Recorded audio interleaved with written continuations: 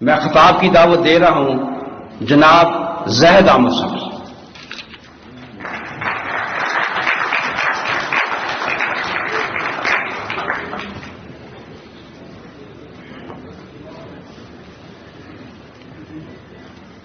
اعوذ باللہ من الشیطان الرجیم. بسم اللہ الرحمن الرحیم. رب اشرح لي صدری ويسر لي امری واحلل عقدۃ من لسانی یفقهوا قولی. اللهم صل وسلم وبارک علی سیدنا محمد وعلی آلہ وصحبہ وسلم. خواتین و حضرات، محترم ڈاکٹر صاحب، السلام علیکم ورحمۃ اللہ وبرکاتہ. مجھے اندازہ نہیں تھا کہ یہ اردو اور پنجابی کی جو بحث چلے گی اس کا انجام میرے اوپر ہوگا. چند روز پہلے ایک چھوٹے سے بچے نے، اب ذہن میں رکھیے گا، چھوٹے سے بچے نے ہمیں ایک SMS بھیجا. کہتے ہیں انکل قائد اعظم بھی انتقال فرما چکے ہیں، علامہ اقبال بھی اب اس دنیا میں نہیں رہے، میری بھی طبیعت ٹھیک نہیں ہے، پتہ نہیں پاکستان کا کیا بنے گا.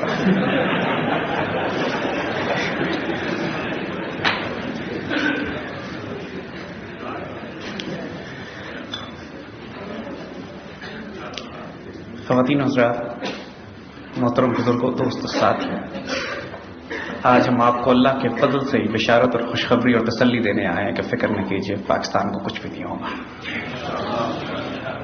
آج ہم وہ سارا انالیسس آپ کے سامنے کر دیں گے، آج وہ ساری حقیقت آپ کے سامنے کھول کے رکھ دیں گے جو کہ دشمن میڈیا نے، جس کو آج کل کی جدید اصطلاح میں کہتے ہیں کہ میڈیا تو fourth pillar of the state ہے.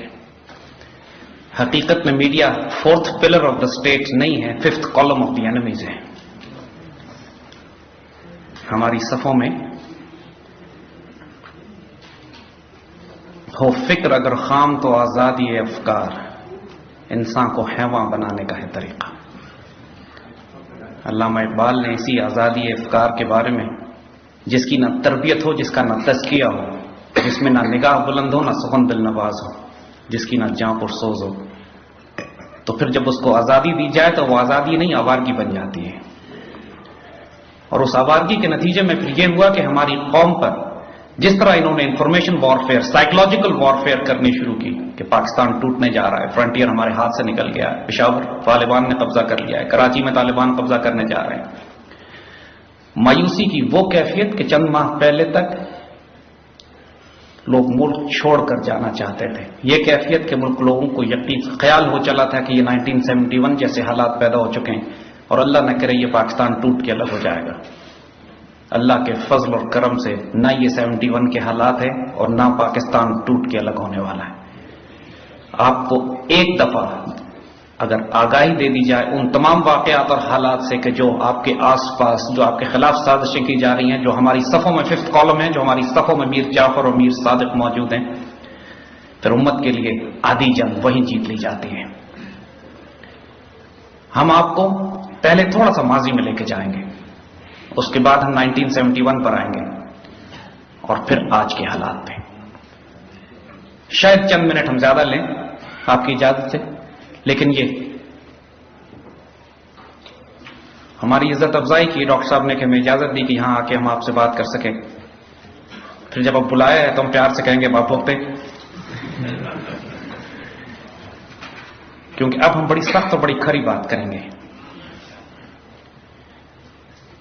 1918 میں پہلی جنگ عظیم کے بعد دنیا میں پہلا ورلڈ آرڈر قائم کیا گیا تھا. اس ورلڈ آرڈر میں جو 19ویں صدی کے آخر میں یہودیوں نے یہ فیصلہ کیا کہ بالآخر ہم ایک یہودی ریاست بنانے جائیں گے اور اس ریاست کے نتیجے میں پوری دنیا میں یہودیوں کی ایک عالمی ریاست قائم کی جائے گی. اس کا آغاز 19ویں صدی کے آخر میں کہ جب ان کی زائنسٹ کانفرنس اور زائنسٹ موومنٹ کا قیام وجود میں آتا ہے. اس تمام جنگ کو، اس تمام پلان کو پورا کرنے کے لیے ان کو بڑی بڑی جنگیں دنیا میں برپا کرنی ہوتی ہیں. پہلی جنگ عظیم سے انہوں نے کیا مقاصد حاصل کیے دیکھنے کو تو فرسٹ ورلڈ وار کہا جاتا ہے، لیکن بنیادی طور پر یہ جنگ مسلمان خطوں کو، خلافت عثمانیہ کو توڑنے کے لیے برپا کی گئی تھی. سلطان عبدالحمید، خلیفہ عبدالحمید سے پہلے انہوں نے جا کے فلسطین کا خطہ مانگا تھا. خلیفہ نے کہا کہ میری لاش کے اوپر سے تو تم لے سکتے ہو، میرے جیتے جی نہیں. جس وقت یہ فیصلہ کیا گیا پھر کہ اس وقت خلافت کو ہی توڑ کر ختم کر دیا جائے گا اور آپ سارے بزرگ اس وقتوں کو جانتے ہیں کہ جب ہمارے بزرگوں نے خلافت موومنٹ چلائی تھی ہندوستان میں خلافت کو بچانے کے لیے، مولانا محمد علی جوہر، شوکت علی جوہر، تمام مسلمان. اور علامہ اقبال کی وہ نظمیں جنہوں نے پورے ہند میں آگ لگا دی تھی اس وقت. اس سے پہلے جنگ طرابلس جس میں فاطمہ بنت عبداللہ، وہ 12 سال کی بچی، فاطمہ تو آبرو امت کی مرحوم ہے، ذرہ ذرہ تیری مشت خاک کا معصوم ہے.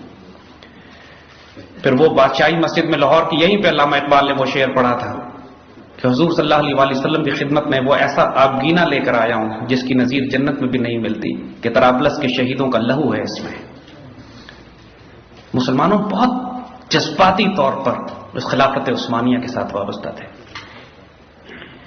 مگر خلافت عثمانیہ کے ٹوٹنے کے بعد مسلمان ممالک میں تقریباً 40 کے قریب ملک نکالے گئے، اور صرف مسلمان ممالک ہی کو نیشن سٹیٹس میں تقسیم نہیں کیا، پوری دنیا کو انہوں نے 2 بڑے بڑے بلاکس میں تبدیل کر دیا. ایک طرف کیپٹلسٹ تھا، ایک طرف کمیونسٹ تھا، ایک طرف ڈیموکریسی، ایک طرف ڈکٹیٹرشپ، ایک طرف نیشن سٹیٹ کا کانسیپٹ، ایک طرف زائنسٹ بیسڈ یہ جو سرمایہ داری نظام.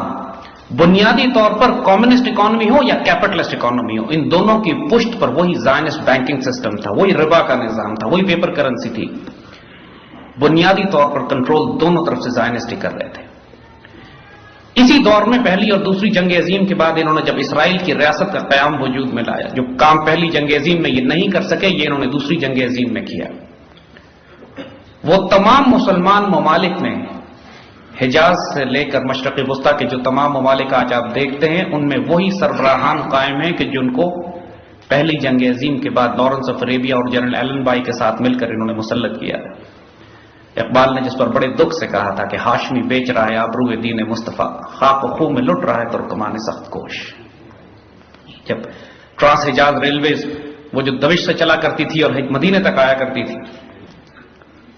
اس کی ریلوے پٹری کو کھاڑنے کا کام لارنس آف اریبیا کی سربراہی میں عرب کے قبائل کے ذمہ دیا گیا، اور اس کے نتیجے میں شریف مکہ کا خاندان کچھ اردن میں اور کچھ عراق میں جن کی حکومتیں قائم کی گئی. آج بھی اردن کی حکومت اپنے آپ کو ہاشمائٹ کنگڈم آف جارڈن کہتی ہے، اپنے آپ کو کلیم کرتے ہیں کہ مال رسول سے ہیں. حرم رسوا ہوا پیر حرم سے. یہ وہ سارے تکلیف دہ دور تھے ہماری تاریخ کے، انتہائی تکلیف دہ. ہماری تاریخ میں کبھی اس سے پہلے